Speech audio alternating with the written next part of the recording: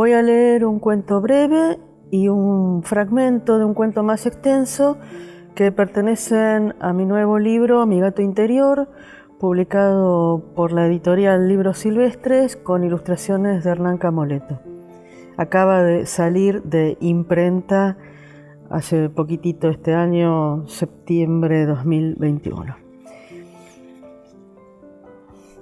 Tritigre, o la vera historia del gato de tres cabezas. Entre los animales de mi finca hay gatos.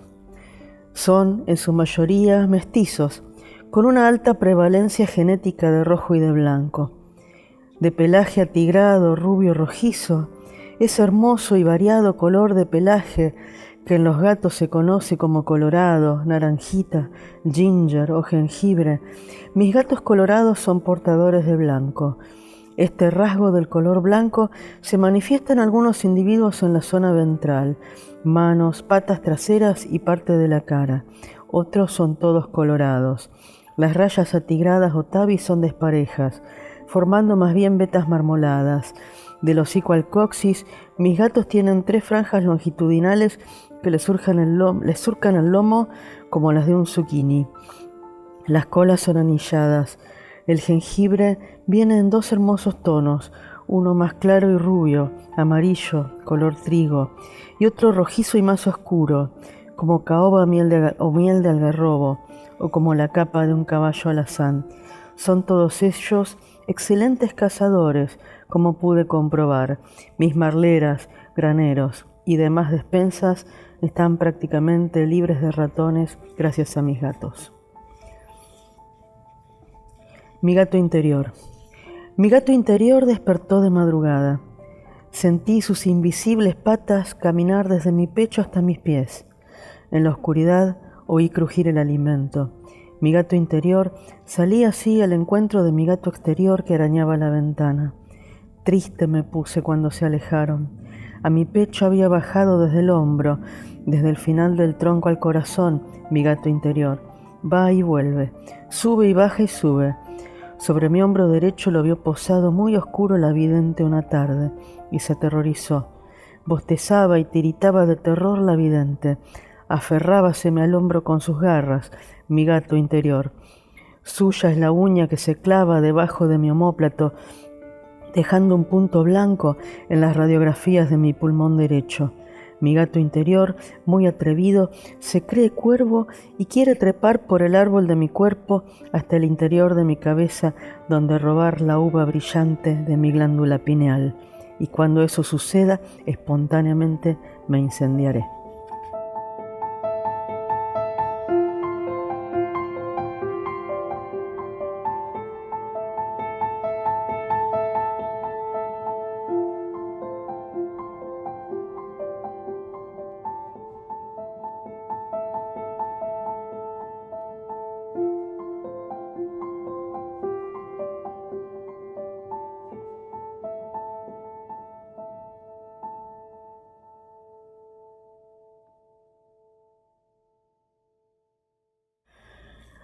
Bueno, voy a hablar nada más que de las cosas lindas. Tuve una abuela hermosa, tuve un abuelo genial, y tengo muy lindos recuerdos de ambos, ¿no? Mi abuela paterna, Elvira Fontá, fue la primera graduada universitaria de Rosario. Se recibió de farmacéutica en la Facultad de Bioquímica, si mal no recuerdo, en 1920, y vivió en distintos pueblos de la Pampa Gringa, de esta zona. Es posible que haya vivido acá. En Villa Mugueta vivieron también, y mi abuelo paterno Viñoli, mi abuelo materno, el escultor Herminio Blota, fue muy reconocido en Rosario por su obra y tiene mucha obra pública en parques, en plazas. Y una de las cosas lindas de mi infancia era ir a la casa de mi abuelo, que estaba llena de plantas y esculturas. Entonces, y cuadros también, ¿no? Entonces, digamos, ese entorno a mí y a mis primos nos parecía normal, que todas las vidas eran así, pero bueno, después nos dimos cuenta de que habíamos sido unos privilegiados de tener tanta belleza con nosotros, ¿no? Esa es la parte linda, la que me gusta recordar, digamos, ¿no? Y mis abuelos eran memoria viva, además, yo tengo un recuerdo muy vívido, porque, bueno, recuerdo en general las largas sobremesas, porque ellos se conocían desde antes de que mis padres se casaran, mi abuelo materno con mi abuela paterna, Herminio y Elvira. Y tenían larguísimas charlas de sobremesa, me acuerdo, y lo que más recuerdo nítidamente son los gestos de mi abuelo. Una sobremesa que mi abuelo tenía unas manos muy nudosas y hacía como este gesto con las manos, como si nadara, y decía, y le tiraban, y hacía así. Y yo me quedé pensando qué historia habrá estado contando, hasta que muchos años después, hablando con mi tío, con un hermano de mi madre, Claudio Blota, me contó la historia, él también era un gran narrador, me contó la historia de un tío nuestro paraguayo, desertor de la guerra del Chaco. Yo tengo tíos abuelos que pelearon en la guerra del Chaco, y este desertó y saltó del barco donde estaba, el Humaitá, y sus superiores le ordenaron a sus compañeros que tiraran contra él. Él iba nadando en calzoncillos por el agua, huyendo para llegar a la orilla, y los compañeros tiraron a errar. Entonces le permitieron escapar, y él después llegó caminando hasta la casa de mi abuelo en Rosario. Y se puso, mi abuelo lo contrató como picapedrero, como ayudante, y después se fue a vivir a Belleville. Y ahí tuvo hijos y se dedicaba en sus ratos libres a tocar el violín. Mi tío Manuel Prieto. Y bueno, esa era la historia que estaba contando mi abuelo, y fue muy emocionante recomponerla con mi tío. Como que él tenía el audio y yo tenía la imagen, y entre los dos pudimos construir esa narración. Sí, mi primer libro me lo regalaron y se llamaba So Loco. Eran unos poemas de María Elena Walsh, limericks de María Elena Walsh. Recuerdo de memoria uno que decía: un gato de la luna dijo miau justo cuando pasaba un astronauta que iba tan ligero que se quitó el sombrero pero no pudo contestarle chau. Ese fue mi primer libro, y mis libros de entrada a la literatura, podríamos decir, no es que no sea literatura So Loco, es literatura y de la mejor, pero digamos al canon, podemos decir. Bueno, Ray Bradbury, también en la casa de mi abuelo, mis tíos compraban unos libros muy hermosos, y entre ellos encontré unos cuentos de Ray Bradbury, un libro que lo tradujo al castellano la editorial Minotauro como Fantasmas de lo Nuevo, y hace poco me consiguieron el original en inglés, que se llama I Think the Body Electric. Es muy importante este título, Yo canto el cuerpo eléctrico, porque el libro lleva un epígrafe de Walt Whitman, extraído de su poema Canto a mí mismo, Song to Myself. Ahí dice justamente I Think the Body Electric, de ahí sale el título. Y ese libro me hizo descubrir la literatura, porque me hizo descubrir el intertexto, la manera en que pueden dialogar dos textos entre sí. Empecé a comprender intuitivamente lo que era la tradición literaria, ¿no? La escritura en realidad muy tempranamente, o sea, yo escribir aprendí, me enseñó mi madre antes de entrar al jardín, aprendí a escribir a los 3 años y después me gustaba, 4 o 5 años me gustaba mucho dibujar las letras, inventar tipografías, ponerles colores. Y las redacciones del colegio, bueno, yo casi no las conservé, conservé una del secundario nomás. Las redacciones del colegio eran crónicas que yo pretendía hacer y eran bastante divertidas y a mis maestras les gustaban mucho, me las valoraban mucho. Pero escribir con una intención de decir voy a componer un poema a los 11 años, sin escribirlo todavía, fue un poema que lo compuse mentalmente de noche en un campamento, estábamos durmiendo a la intemperie bajo las estrellas. Yo, bueno, mirando las estrellas se me ocurrió que podía haber una gigantesca luz detrás y el cielo nocturno ser un telón agujereado. Y con eso compuse unos versos con esa imagen que no escribí y no recuerdo. Pero eso en realidad fue mi primer poema a los 11 años y escribir los poemas, empecé a escribirlos a los 12. Mi primero fue a partir de un viaje a la ciudad de Leones, un poema muy malo, pero bueno, era el primero. Bueno, tengo distintos rituales según el género de la escritura. Si es prosa, tengo que estar en mi casa, con mi computadora, sobre todo si es una nota, si es un texto crítico, si es un trabajo profesional.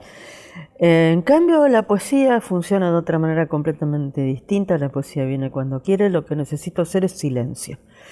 O sea, y generalmente es fuera de casa, es al aire libre, puede ser en una vereda, en una mesa de bar, lugares donde pueda ver cielo, ver sol y hacer silencio interior. Entonces hago silencio interior y el poema viene. Entonces primero lo compongo mentalmente, ¿no? Y después busco dónde anotarlo.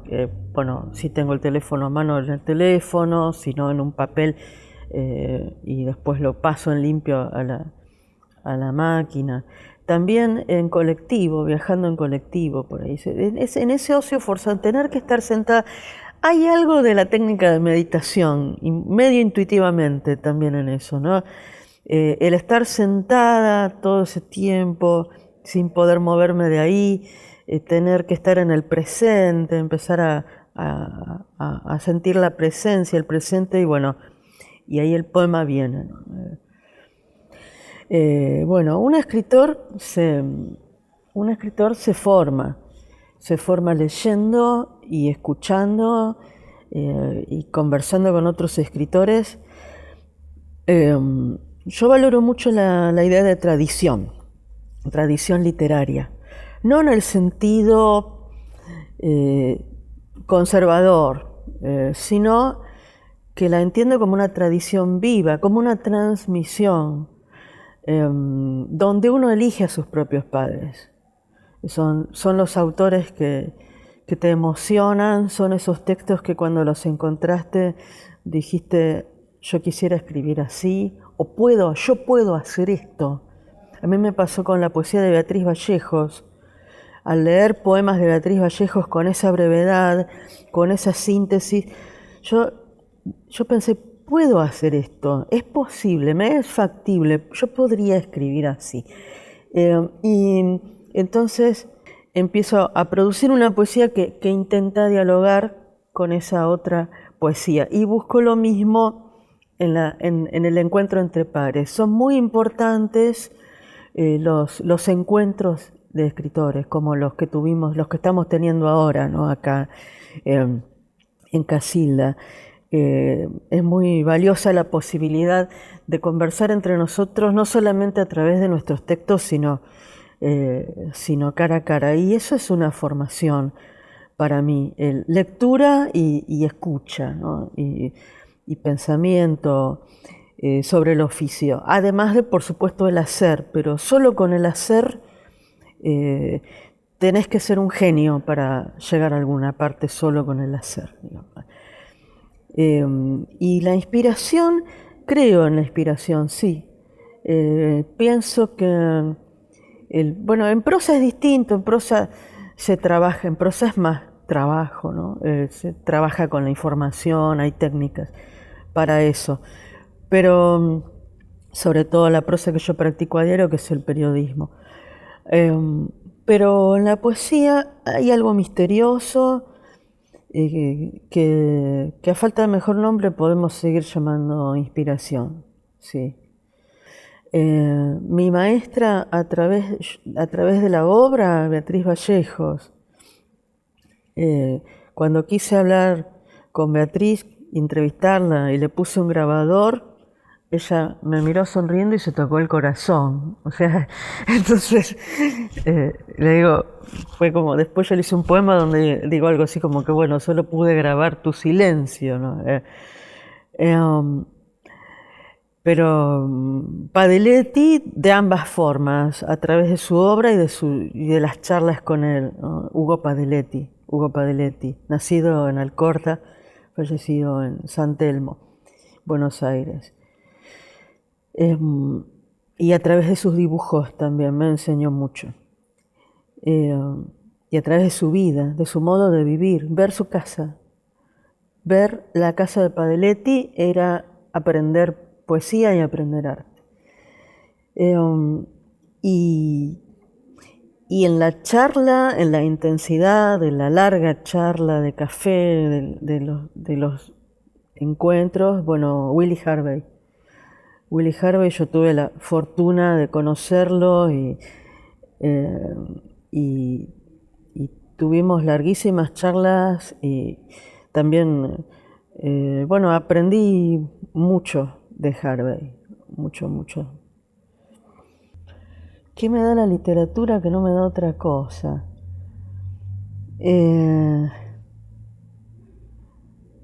Y mucho, pero no sabría cómo definirlo. Es un espacio, es como hacerme yo mi casa y habitarla, podríamos decir, ¿no? Es eso, sí. Bueno, el lugar del escritor en la cultura depende de qué cultura. O sea, en algunas culturas es muy importante y en otras es tremendamente marginal. Lamentablemente en la ciudad donde yo vengo, en Rosario, es un lugar muy marginal, el lugar del escritor en la cultura. Pero en otras culturas ha sido muy importante. Yo creo que para no quedarnos en la queja respecto de eso, lo que tenemos que hacer los escritores es generar nuestros propios espacios de sociabilidad, generar nuestros propios espacios de reconocimiento, no esperar que de la sociedad o del Estado venga el reconocimiento, sino prodigárnoslo entre nosotros y hacernos el mundo más amable entre nosotros. Y los lectores, bueno, algunos vendrán. La escritura y la vida, en mi caso, se llevan muy bien porque llevo una vida bastante simplificada. Tengo mis máquinas para escribir, tengo máquinas, les digo a las computadoras, yo les digo máquina a todo. La máquina de escribir vieja también tuve. Y tiene un espacio incluso físico, ¿no? en mi vida muy importante. Y cuando he tenido animales han sido gatos, que son muy amables con la escritura, se te sientan en la falda, te ronronean, casi que te obligan a escribir. Yo tenía un gato que le decía a mi gato capataz, porque él esperaba, él me pedía que me sentara, me exigía que me sentara porque quería sentarse conmigo. Entonces yo le decía a mi gato capataz que me reclama mi puesto de trabajo. No sé, pero muy amorosamente me miraba y me hablaba en su idioma y me decía, vení, sentate, que quiero sentarme con vos, y me tenía que sentar a trabajar, no me quedaba otra, así que se llevan muy bien, sí. Bueno, mi proceso creativo y si trabajo o no por temas depende del género. Depende del género. O sea, en realidad yo organizo por temas a posteriori, digamos. O sea, el poema, como dije, bueno, viene. Es esa cosa misteriosa del silencio que no sabría bien cómo explicar.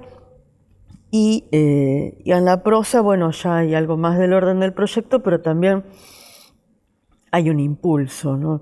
Que surge generalmente de una lectura o de una conversación o de un sueño. Trabajo mucho a partir de los sueños. Y después voy ordenando por temas. A la hora de armar el libro, digo, bueno, acá tengo tantos poemas sobre tal tema o tantos cuentos sobre tal tema. Por ejemplo, este libro nuevo son todos cuentos de ficción especulativa con animales. O sea, el tema en común, el motivo unificador es el animal. Y no el animal, y no cualquier animal, sino el animal en una determinada función, donde aparece ya ni siquiera como igual, sino hasta como superior al humano. Un animal totémico, un animal comparable al humano. ¿Qué hay afuera de la lengua? Y prácticamente todo. O sea, la lengua es un campo muy, muy limitado en realidad. O sea, es muy poco aquello de lo que podemos dar cuenta con la lengua. En realidad, cuando expresamos verbalmente, no estamos realmente diciendo algo. Sobre todo en poesía pasa eso, ¿no? Y en prosa poética, sino que estamos señalando en dirección a lo inefable, digamos. Para mí el poema logrado o el texto logrado en prosa poética es aquel que puede señalar cabalmente lo inefable, ¿no? Y saber cuándo detenerse ante el silencio y cómo posibilitar en el lector la escucha de ese silencio, que es donde pasa realmente todo. Sí, yo siento que la escritura me construye, porque si hago bien ese trabajo que describí recién en relación, si llevo bien adelante esa relación entre la palabra y el silencio, esto que hay primero un silencio, después una palabra intentando bordearlo y después nuevamente el silencio, si hago bien ese trabajo, lo que sucede en el momento de la palabra es que mi conciencia se abre a otra conciencia, donde no soy este yo quien escribe, digamos. Hay alguien más antiguo hablando. Tengo textos donde eso se manifiesta claramente. No los traje acá. Hay un video en YouTube, la lectura que hice para Distrito 7 en Rosario. Es un fragmento de una novela mía que se llama Molinari Baila. Si lo buscan en YouTube, o después podemos poner el link a esa lectura, me gustaría que la vieran, porque ahí habla eso otro, que es la conciencia real, quizás. Y no sé si decir que es transformador, porque bueno, es algo que en realidad ya estaba desde siempre. Lo que se manifiesta en ese momento, pero sí es un breve despertar, podría decir. Y tengo presente un lector. Por suerte ahora no es uno concreto. Me pasó muchos años en mi poesía escribir pensando en un lector determinado, y eso me limitaba mucho. Yo incluso lo sentía como mirando por encima de mi hombro a ese lector, y necesité pelearme con el pobre tipo que no tenía la culpa de haber sido mi lector imaginario. Pero bueno, fue la manera de poder empezar a escribir pensando en un lector un poco más general y más abierto y que me dejara más aire, ¿no? No tengo la menor idea para qué se escribe. No sé. No sé. Pienso que si lo supiera no me darían ganas de escribir. Y leer sí, leer eh, para compartir con otros. Eso, porque el momento de la escritura puede llegar a ser, si bien es muy satisfactorio, puede llegar a ser muy solitario. Digamos, no es una soledad terrible, es una soledad muy amable, pero no deja de ser una soledad. Entonces, está bueno compartir. Es como hacer un viaje y volver y contar lo que uno vio, es muy lindo, o contar un sueño, ¿no? Que también el sueño es ese momento de soledad y es súper importante poder contar un sueño, poder compartirlo, ¿no? Bueno, ¿cuál es el personaje de la literatura con el que me sentí profundamente identificada? Eh, Te lo voy a responder con una anécdota. El pijama que yo llevo en mi mochila es una remera que traigo de Rosario, que la hicieron allá y que dice así grandote en letras negras sobre blanco: yo no soy Bukowski. No, Charles Bukowski es alguien con quien me identifiqué muchísimo y a la vez no quería identificarme, como que desde un cierto horror me he identificado con él. Por eso yo quiero despertarme todas las mañanas y mirarme en el espejo y mirar mi pijama y acordarme de que no soy Bukowski. Por desgracia, ¿no? Pero también por suerte. Sí, me parece importante pedir, decir, reclamar, no sé, instigar a que lean a los escritores santafesinos. No se pierdan la experiencia de leer a los que escribimos y a las que escribimos en esta provincia, en esta zona, porque hablamos de las realidades compartidas, hablamos de este paisaje, hablamos de estos lugares, de estas rutas, de estos campos, de estas ciudades. Es una forma, leernos a nosotros, es una forma de poder ponerle palabras a este día a día, ¿no? del vivir en esta región. Así que, bueno, que nos lean a Franco Rosso, lean a Santiago Alasia, lean a Yamil Dora,